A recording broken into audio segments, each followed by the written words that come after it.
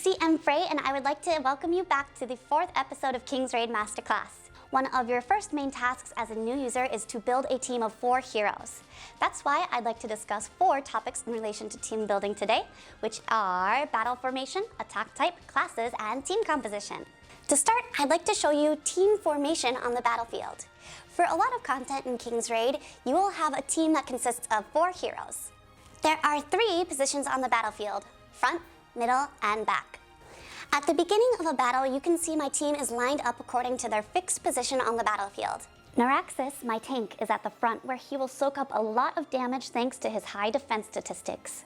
Just behind him on the front line is Epis, a damage dealer, who gets up close and personal to deal a lot of damage to the enemy. Next is Annette, who assists my damage dealer from the middle of the team. Finally, I have Shia, who will heal her allies from the relative safety of the backline. If you're curious as to where a hero lines up on the battlefield, you can visit the special shop and click on Heroes. From there, you can search either front, middle, or back. You can also click on the index and go to the Heroes section. From there, you can check whether a hero is in the front position, the middle position, or the back position. Next, I'd like to explain the importance of attack types and why you should consider them when team building. There are 2 attack types: magic and physical. For example, Kara's attack type is magic and Reyna's attack type is physical. But how do we know whether a hero's attack type is magic or physical? Let's go take a look. We can find the attack type information for heroes that we already own under the Heroes tab. And here it is. We can see that Kara has a magic attack type. For heroes that we don't own, we can visit the special shop and click on the Heroes tab. You can select the hero you're interested in and look on the left. It will tell you what the hero's attack type is. Here you can see Reyna's attack type is physical. You can also check a hero's attack type by visiting the index I mentioned earlier. But what does it matter if a hero has a physical attack type or a magic attack type? It does play a role when you're building a team. You could mix and match heroes with different attack types, either magic or physical, which we will refer to as a hybrid team. Of course, you can build a hybrid team if that's what you would like, but you will find that most users recommend choosing to build either a magic team or a physical team. The reason for that is that heroes with the same attack type tend to have good synergy, and that will increase your overall performance in battle. To understand synergy, we have to take a look at hero skills. I'd like to introduce you to Lavril. One of her skills increases the magic damage that an enemy target takes. If we put Lavril on the same team as Reyna, who deals physical damage because she has a physical attack type, Lavril's skills will not increase the damage that the enemy takes because Lavril's skill can only increase the magic damage that an enemy takes. However, if we put Lavril on the same team as Kara, who deals magic damage, Lavril's skill will work well to increase the magic damage dealt by Kara to the enemy. Let's take a look at Glenwis too. One of her skills increases the physical damage that an enemy target takes. If we use Glenwis with Kara, who has a magic attack type, Glenwis's skill will not apply, and therefore she will not be used to her maximum capability. It would be better to use Glenwis with Reyna, who deals physical damage, and that damage will be increased by Glenwis's skill. In the chapters and other King's Raid content, there are a variety of enemies that you'll have to defeat. There are enemies who are more resistant to magic damage, and there are also enemies more resistant to physical damage. So basically, there might be some content where a magic team would excel and other content where a physical team would excel.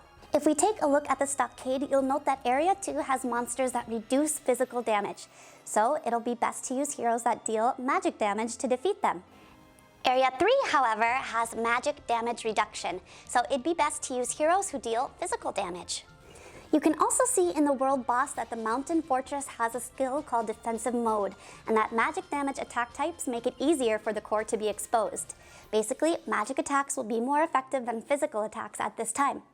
On the other hand, the world boss Protanius is more heavily affected by physical damage. So, did you guys choose to build a magic or a physical team? Or did you choose to be a hybrid team? Please let me know in the comment section below and why you chose the team you did. Now that we better understand how heroes line up on the battlefield and how their attack types can play an important role in determining their synergy and your effectiveness in battle, I'd like to discuss classes. Heroes from different classes tend to have different base statistics as well as different Transcendence 2 perks. However, it is important to note that class does not determine the role the hero plays on the team, so please keep that in mind.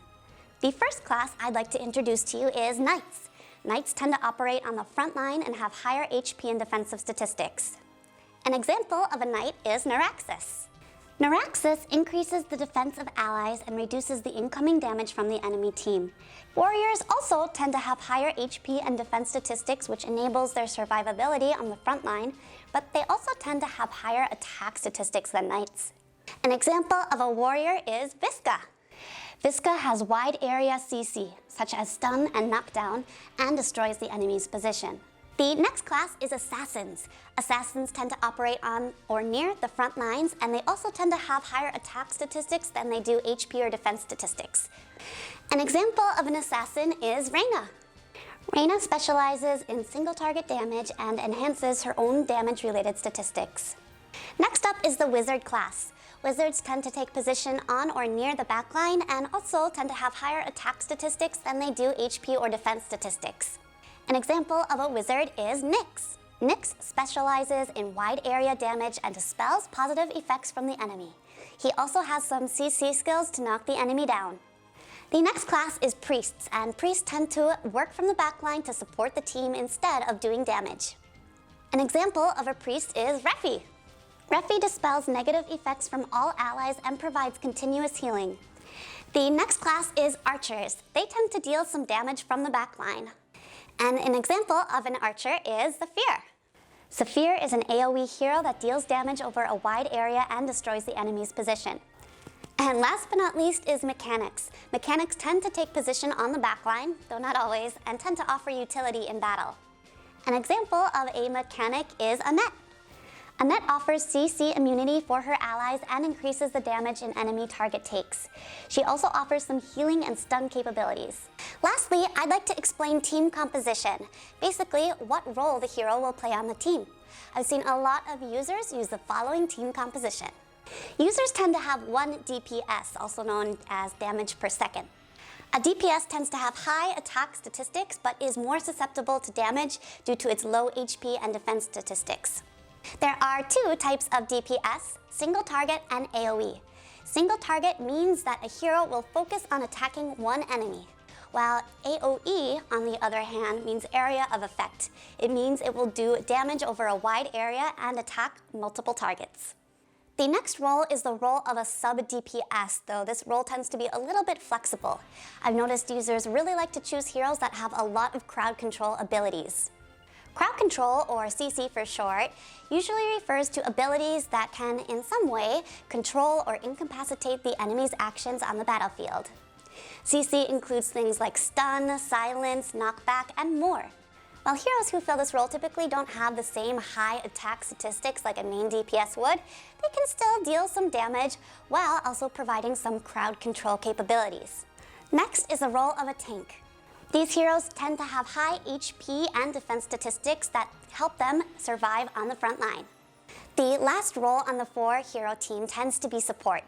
Users tend to use a hero in this role that can heal its allies or even grant its allies CC immunity. Otherwise, they might have a hero that can cleanse or dispel negative effects from its allies. So let's take a moment to think about this. If we, for instance, decided to forget a tank and put in another DPS so we could deal more damage, you're right, you would deal more damage. But you would also die quickly because you don't have a tank to help control the enemy and absorb a lot of damage. Although having 2 tanks on the same team might be viable in some content, you also should consider whether you have enough attack power to win the battle and clear the stage. Similarly, if one hero doesn't have any healing capabilities on your team, it might be hard to survive. So how can we connect the dots between these concepts and form our own team? I'd really encourage users to read hero skills and read the skills of enemies in each chapter or in each content. Even though you'll use a lot of different heroes for different content, I would like to share with you my personal 4-hero team that I use for a lot of content in King's Raid. I'm by no means a pro, but I still wanted to give you an example. I chose Epis as my main DPS because of her naturally high attack statistics. Next, I chose Annette to function in the crowd control role. Not only does Annette dispel negative effects placed on her allies by the enemy, such as crowd control skills like silence, etc., she can also stun the enemy and also provide some healing capabilities. She also boosts my Epis' attack so she can do more damage. For a tank, I chose Neuraxis. He can take a lot of damage and boosts my team's defense while simultaneously reducing the defense of enemies. Last, I chose Xia as my support. She has a great healing capability that will help everyone survive on the battlefield. It seems like there's an infinite amount of possibilities, right? That's what makes team building so fun. If you need help building your team, please go visit the official King's Raid Plug Cafe or the Reddit forum. I know a lot of users there are very helpful and knowledgeable. If your head is spinning after all that information, don't worry. When I first started, I was very confused, and I admit that it takes time, patience, and practice in order to understand the concept of team building. Even though it is an oversimplification of the concept behind team building, I still thought new users would find it helpful to at least learn the basics.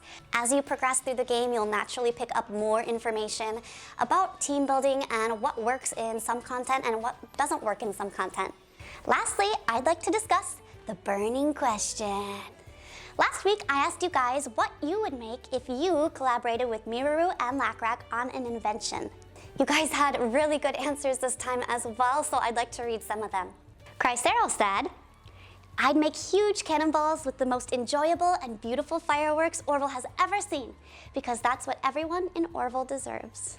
Aww, thanks for thinking of your fellow raiders. I'm really touched. Into the Rain said, I'd make a free ruby generator. I'm cheap, greedy, and have no shame when coming to rubies. But, you know, I'd also like a free ruby generator, and I feel like most raiders would appreciate one. And I would like to congratulate Death Notice for winning episode 3's burning question. Death Notice said, I'd make a large rocket sledgehammer, and it would be called Lockjaw. And last but not least is this week's burning question. If you could switch the attack type of one hero from magic to physical or physical to magic, who would you choose and why? Be sure to include your answer to this question along with your username, your game ID, and your server.